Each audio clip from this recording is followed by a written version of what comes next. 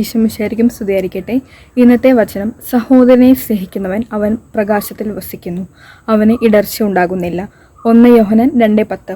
നമ്മൾ പരസ്പരം സ്നേഹിക്കുമ്പോൾ നമുക്കറിയാം, സ്വാതന്ത്ര്യവും കൂട്ടായ്മയും ഒരു തുറവിയും നമ്മുടെ സാധ്യതകളെയും കഴിവുകളെയും പ്രോത്സാഹിപ്പിക്കുന്ന ഒരു മാനം തെളിഞ്ഞു വരും, അഥവാ അർത്ഥം തെളിഞ്ഞു വരുമെന്ന്. ഇതിൽ നിന്നാണ് 1 യോഹന്നാൻ 2:10 ഇങ്ങനെ പറയുന്നത്: സഹോദരനെ സ്നേഹിക്കുന്നവർ പ്രകാശത്തിൽ വസിക്കുന്നു, അവന് ഇടർച്ച ഉണ്ടാകുന്നില്ല. ആരെങ്കിലും ആത്മാർത്ഥമായി സ്നേഹിച്ചാൽ അവരുടെ നന്മയ്ക്ക് വേണ്ടിയിട്ടും അവരുടെ ഉന്നമനത്തിന് വേണ്ടിയിട്ടും ആത്മാർത്ഥമായി നാം നമ്മളെ സമർപ്പിക്കും എന്നതിൽ ആർക്കും സംശയമില്ലല്ലോ.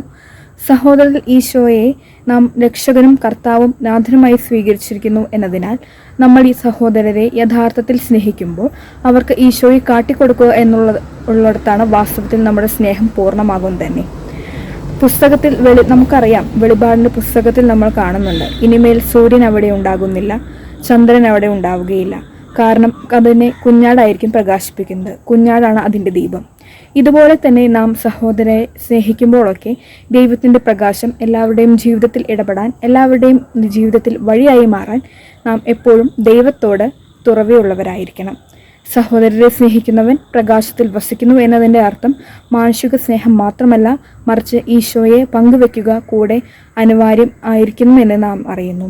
അതുകൊണ്ടാണ് അത് അവന് ഇടർച്ചയുണ്ടാക്കുന്നില്ല എന്ന് യോഹന്നാൻ ശ്ലീഹ പറയുന്നത്. കാരണം ഈശോ ദൈവരാജ്യത്തിലേക്ക്, ത്രിത്വത്തോടുള്ള കൂട്ടായ്മയിലേക്ക്, അവൻ്റെ തന്നെ പൂർണ്ണതയിലേക്ക് എപ്പോഴും നയിക്കുന്നു. അതിൽ കാപട്യമില്ല. അതുകൊണ്ട് നമുക്ക് എപ്പോഴും സഹോദരരെ സ്നേഹിക്കുകയും അതിനെ ഈശോയിലെ പങ്കുവെക്കുകയും ഒക്കെ ചെയ്യാം. ആമേൻ.